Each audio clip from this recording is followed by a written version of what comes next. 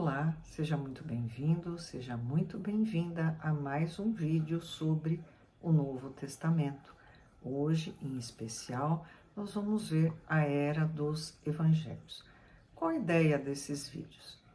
Eu não sei você, mas quando eu vou conhecer um lugar diferente, por exemplo, fui até Cananéia, não conhecia, eu procurei informações na internet, fui ver no mapa aonde ficava, as características daquela região, as dicas de quem já foi até lá, porque quando eu chego lá, cheguei lá em Cananéia, eu já sabia alguma coisa, não foi tudo novidade. Muita coisa eu já sabia, os passeios que eu queria fazer, os locais que eu gostaria de visitar, já estava mais ou menos na minha cabeça. E aí foi uma viagem muito bacana, eu recomendo. Então, quando nós nos propomos a estudar o Novo Testamento, nós precisamos ter uma visão panorâmica para entendermos melhor o que nós vamos encontrar lá. Vamos voltar um pouquinho. Vamos entender o que é a Bíblia. A Bíblia, o próprio nome diz, é uma coleção de livros. É uma coleção de livros escritos por pessoas diferentes em épocas diferentes. Nós temos duas grandes coleções.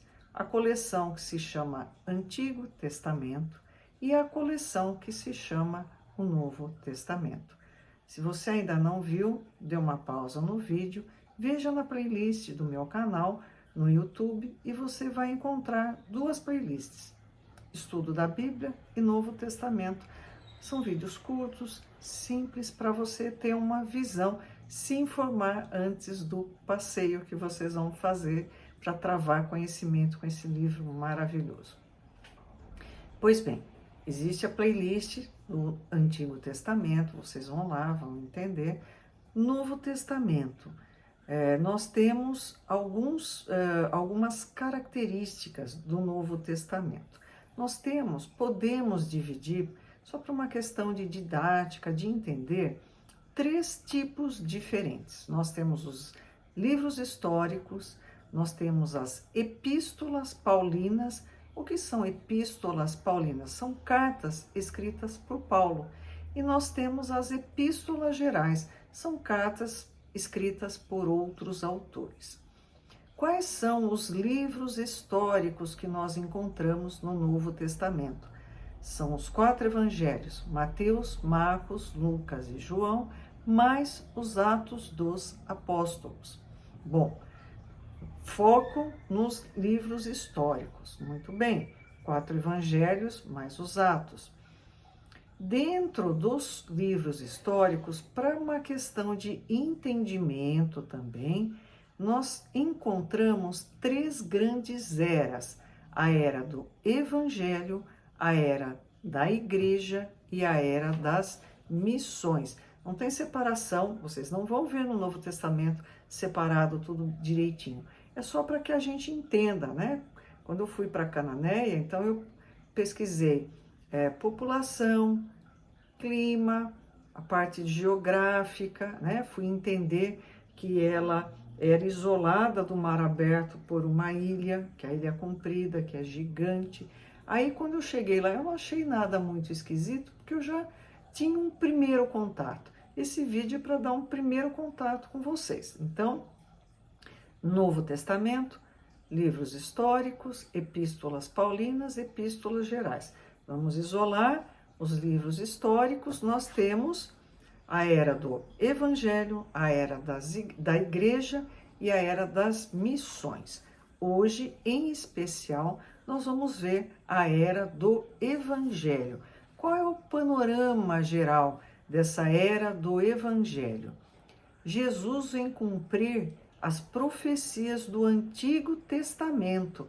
Por isso é importante que você conheça o Antigo Testamento e para que você saiba que profecias são essas. Por que é importante quando é afirmado que ele é o Messias tão aguardado? Se você não conhece o Antigo Testamento, você não vai entender. Jesus vem cumprir as profecias do Antigo Testamento e oferece salvação e o verdadeiro reino de Deus.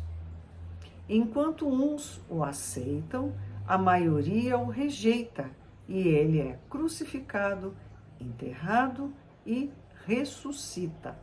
Bom, então, livros históricos, vamos subdividir em Evangelho, Igreja e Missões, e agora a era do Evangelho. Para que a gente entenda, eu poderia dividir em 4 partes: começo da vida, começo do ministério, final do ministério, morte e ressurreição. Tudo isso relacionado a Jesus, né? O que significa a palavra evangelho? Boas novas. Que boas novas, que notícias boas são essas? São as notícias que Jesus nos dá, que Deus é nosso Pai, que nos criou num ato de profundo amor, que Deus nos ama e que nós temos que ter um relacionamento íntimo com Deus, porque Ele está também dentro de nós. Então, a primeira era do Evangelho, nós temos começo da vida. Que era essa? Que período que nós vamos abranger? Da infância de Jesus até o seu batismo. Vamos recordar os fatos. Jesus nasceu na cidade de Belém, que fica na província da Judéia. Seus pais o levam ao Egito para fugirem de Herodes. Lembra? Os 3 reis magos visitaram Herodes procurando pelo rei dos judeus.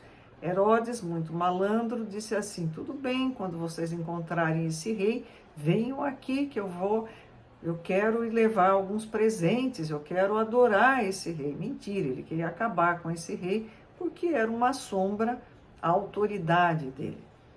Os reis magos recebem um aviso, não retornam. Herodes calcula mais ou menos o tempo desde a visita, calcula que Jesus deve ter de 2 anos para menos, e ele manda matar todas as crianças do sexo masculino, dos judeus, de 2 anos para baixo. Por isso que os pais fogem até o Egito, para que Jesus não seja morto na sua infância. Depois, a família retorna até Nazaré, que eles eram originários da cidade de Nazaré. Não se tem muitas notícias de sua vida até seu batismo por João Batista, lembrando que João Batista era o antecessor, aquele que viria abrir os caminhos, anunciar a vinda do grande Messias. Então, João Batista batiza Jesus. A segunda era, né, dessa subdivisão da era do Evangelho, é o começo do ministério de Jesus. Tem aquela aceitação inicial. Jesus começa a pregar e realizar milagres. A população fica alucinada com aquele que prega, dizendo uma verdade, não é como uma coisa que ele ouviu, que ele decorou. Ele prega como quem vivencia a mensagem de Deus. Jesus se coloca como o Messias previsto e a multidão aceita Jesus. Então, essa é a época do começo do ministério e a aceitação inicial de Jesus. Terceiro, final do ministério, crescente rejeição. Os líderes religiosos, principalmente os fariseus, os saduceus, os herodianos, o perseguem e incitam a multidão contra ele.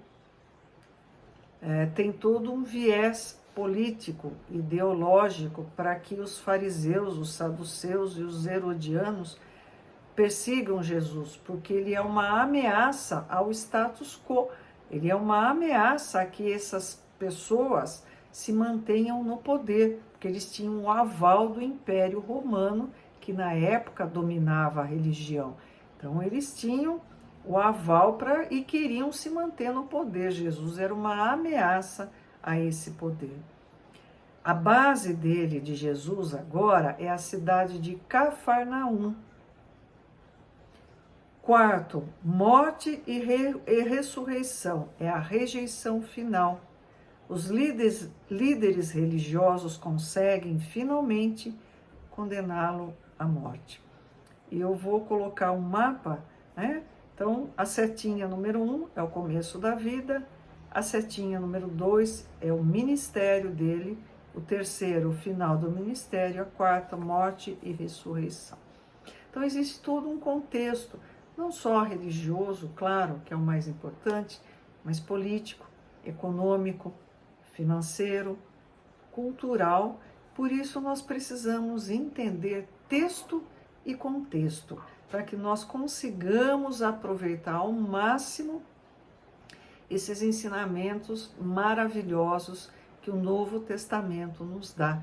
Isso implica em estudar o Antigo Testamento, onde nós vamos encontrar informações importantes para contextualizar a vinda de Jesus como o Messias prometido, e não ia adiantar nada disso se eu não me empenhasse em praticar os ensinamentos de Jesus. Conhecer os ensinamentos, entender, colocar aqui dentro, no coração, é difícil, mas a prática é mais difícil ainda.